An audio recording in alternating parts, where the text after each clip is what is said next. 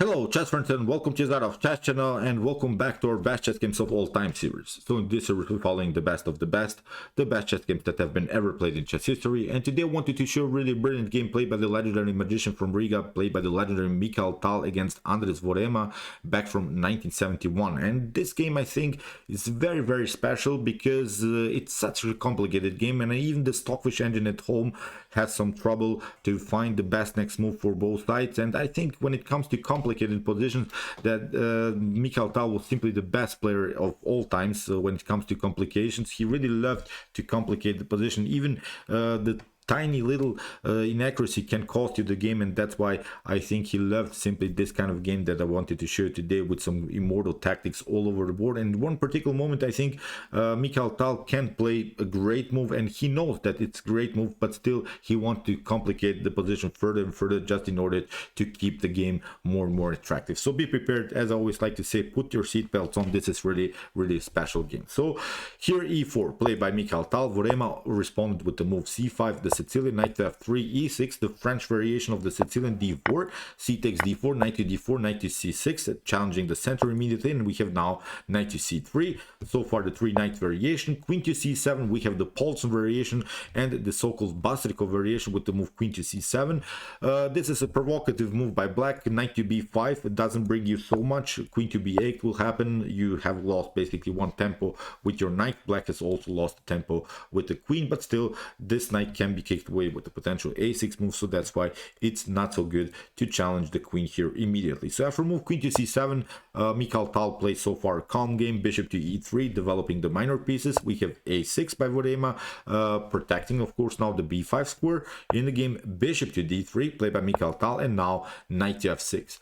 This move, knight to f6, is actually Vorema's preparation to play in long terms the move knight to g4. Knight to g4 would be a complicated line for Mikhail Tal. So far the move knight to g4 is not possible because the queen is protecting that square, but with the move knight to g4 we want to remove the key defender of the d4 square, and it's of course the bishop. So that's actually one of the tactical goals that black is preparing here. The queen is very active, the knight is very active, the knight is very good also on f6 here. The bishop has a good activity, but I still kind of don't like this Paulson variation, this variation that here Vorema is playing, because I simply don't like the bishop's activity on c8. And you see now how Mikhail Tal will punish one passive piece here of black's. Okay, here Mikhail Tal plays now the more normal move castling, and Vorema plays bishop to d6.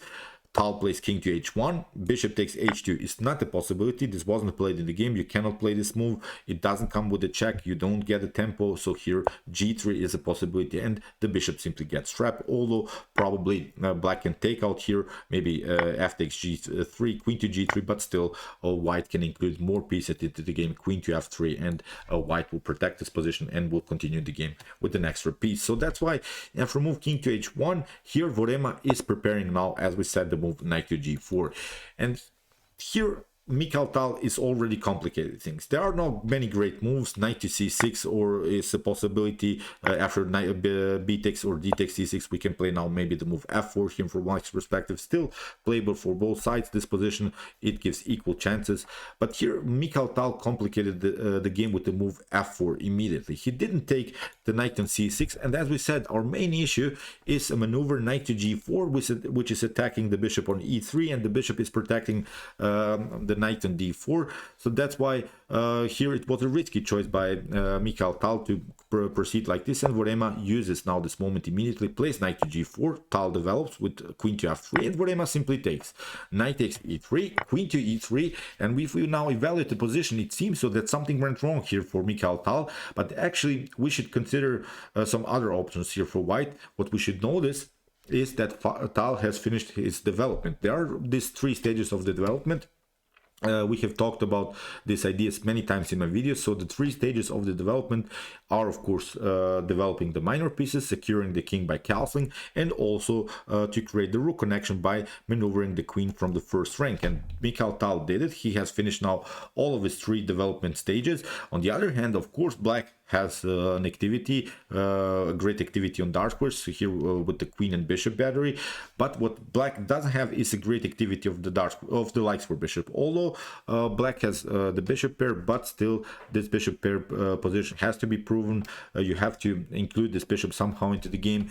In order to include your light square bishop into the game, you have to play risky moves as b5 or d5. Then if you do that, then again you're weakening the pawn structure in front of the king. So very risky ideas here by Vorema. So as said, although the engine gives equal chances for both sides, still I kind of like more white's position because of this rook's activity on the f file, because of the more secure position on the, with the king on h1, with opportunities to break the position with f5 or maybe e5 to create a pawn breakthrough. So here so far decent game for both sides. And here Vorema tried the move queen to b6.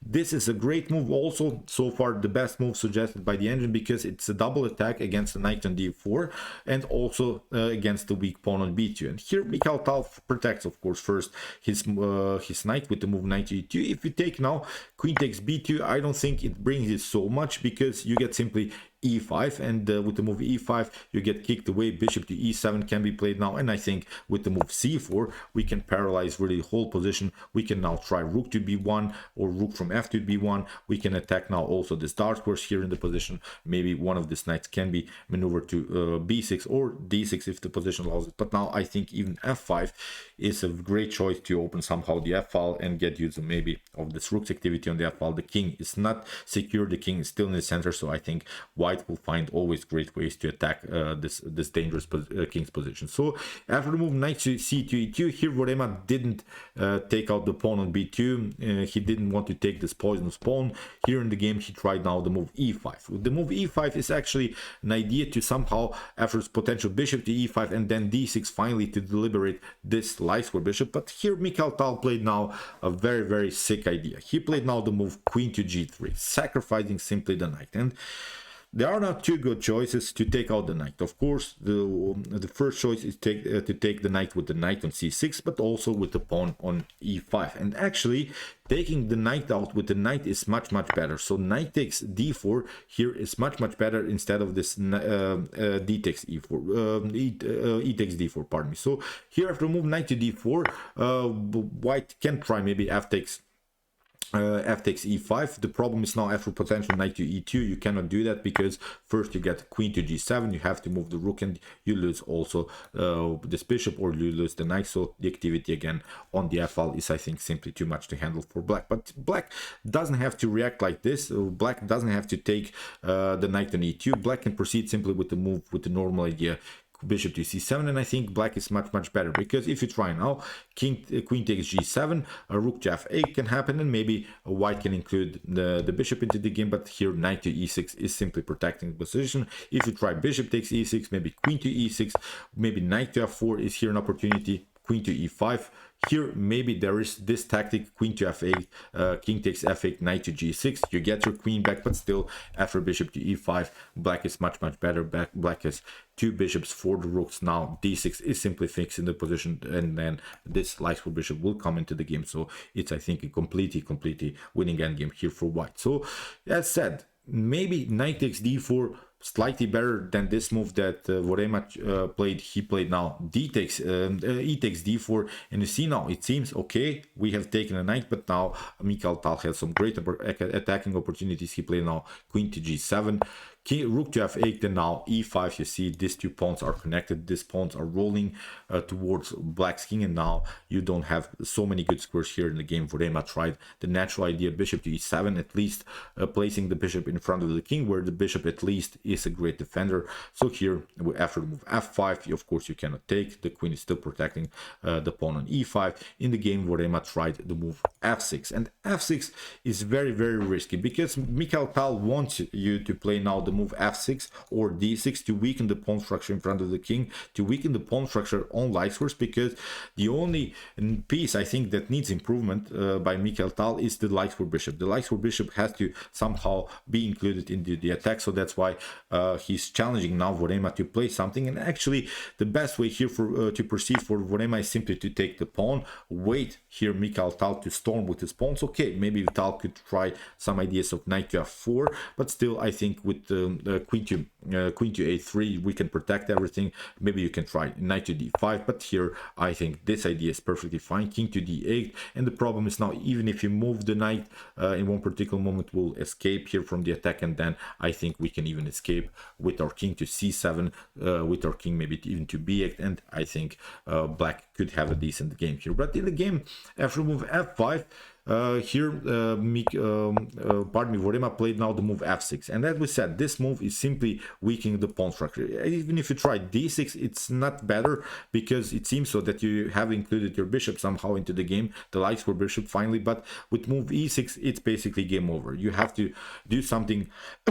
After f takes e6, we have now f6 as a possibility. Again, you have to move the bishop, but now bishop to g6 is happening and you're getting checkmated. So as said, f6 here in the continuation of the game, Mikhail Tal tried to move knight to f4. He's trying, of course, to include his knight into the game. Maybe here knight to g6, knight to d5 is also an opportunity. The problem is now you cannot take the pawn here with the knight. Knight to e5 is not a possibility, because you get here a great tactic. Queen takes e7. After king to e7, knight to d5 is going on, and then of course you lose here the queen on b6. After that we can, I think, also take out the bishop, and when it comes to pawn counts, of course white is much better. White can also then include this rooks into the game, maybe rook to e1, but I don't think that the white should give up maybe here the knight for a bishop. White should maybe retreat with the knight and try to search for new attacking opportunities. So that's why here after move knight to f4, you see you cannot take out the pawn on e5. That's not a possibility in the game. Vorema tried the move rook to f7, and here Tal goes now again with a great and brilliant move. E takes f6, and what to do if you try here now rook takes g7, it's really well, because you get f takes g7. You see we were only one move far away from a new promotion of the queen, so here you would be forced to play something like king to f7, but now f6 is going on. Really brilliant tactics that Tal has prepared here. So here after bishop to f6, you get knight to h5. You see you cannot move the bishop. Now rook to f6 will happen with rook to f8, and then we'll simply promote a new queen. Really brilliant tactics. So here after move e takes f6, you cannot also play this move. Bishop to f6 is also not an opportunity, because you get simply rook to e1, and again you have to cover maybe with a knight, but now queen to g6 is simply winning the game. The pieces are all pinned here. The bishop is pinned. If you try maybe something like d5 again to include your likes for bishop into the game, it's not possible, because you get simply again this tactic around the square e7, rook takes e7. If you take out with the bishop, of course you lose the queen with queen to b6.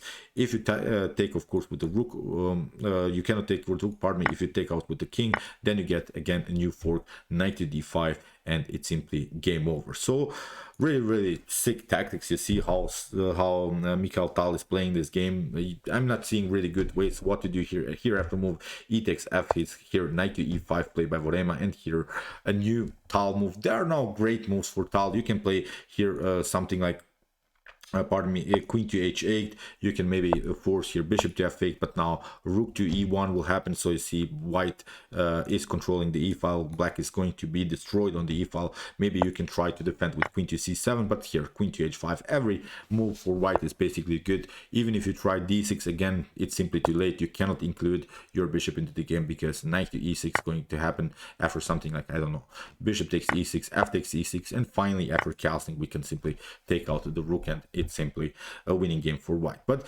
Mikhail Tal, of course, I think he saw this move queen to h8 and that it's winning, but he wanted to play a more attractive move. Here Tal tried bishop to c4, sacrificing the bishop just in order to deflect the knight, and actually this gives a slight edge for black. So something went wrong here for Mikhail Tal, but I'm sure that he found better ways, but he wanted to play this very attractive move. After move bishop to c4, knight to c4, and now Tal plays queen to g8, attacking the king, bishop to f8. We have now knight to h5, here trying some knight to g7 ideas, and also rook to e1 is a great opportunity to occupy the e-file. Here knight to d6, getting a new defender in front of the king. Again, black doesn't have time to play the move d6. I would think if black would have somehow have the opportunity to include the bishop into the game, then it's a perfect position. But so far this bishop, this rook are not playing in the game. So here knight to d6, again a new knight move, and here Tal plays simply rook to e1. We have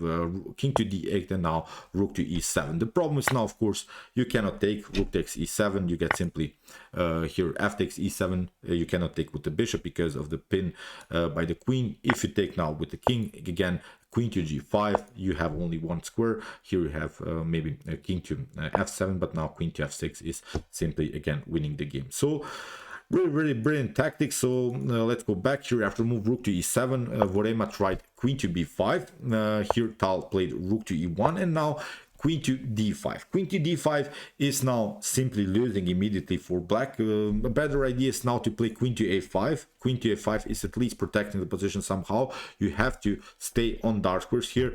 But in the game, queen to d5 was played by Vorema, and this is the problem because again, this move knight to f4 comes with the tempo. And now you have to move the queen to a2, but now knight to e6 is creating this very nice tactic here. This connection between the queen and the rook is cut off, and here it's already completely winning endgame. Here in the game, queen to e6 was played. If you try d takes e6, then you get simply rook to f7, and it's again a winning game here for white. So if you try, for instance, knight to f7, we'll simply take out first the bishop, but then if you take this one, and we can simply push this pawn further, and it's completely winning. So after the move knight to e6, here queen to e6, as we said, f takes e6, rook takes f6 was played here by Vorema, but now rook to f7. In this position, Vorema finally resigned. So what to do if you try here something like knight to f7, and then e7 is you're simply winning. You cannot take, of course, because of the pin. You have to move the king, and now we can promote a new queen, and you can do whatever you like, but it's in every possible continuation, it's simply a winning position for Mikhail Tal. So brilliant game, wild tactics all over the board, wild stuff. I simply really like this choice by Mikhail Tal. Let's go back, this risky choice, but I think when it comes to normal positional understanding of chess, I think it's a great move. f4, okay, black has his fun with the move knight to g4, queen to f3, but now you can take. But still, here the Stockfish engine, for instance, gives equal chances for both sides, so nothing went wrong too much here for white. But when it comes to developing your minor pieces, I think white is much better. You see the rook is on a natural square. This rook on a1 can be included into the attack. Queen is centralized, pieces are centralized. We have a space advantage. So as I said, maybe it was a risky choice by Mikhail Tal, but still a very interesting opening line of the French Sicilian. So okay, I hope that you enjoyed this game. I enjoyed it really a lot. Brilliant tactics all over board played by the magician from Riga. If you want to see more brilliant attacks like this, check out my commented chess games, the best chess games of all time series. Here's the link. And if you want to see maybe the engines playing their best chess games, check out my best chess games of all times played by computers. Here are also some great games. And if you like this content, don't forget to subscribe to my channel. See you soon with some more videos, and chess is the best, of course.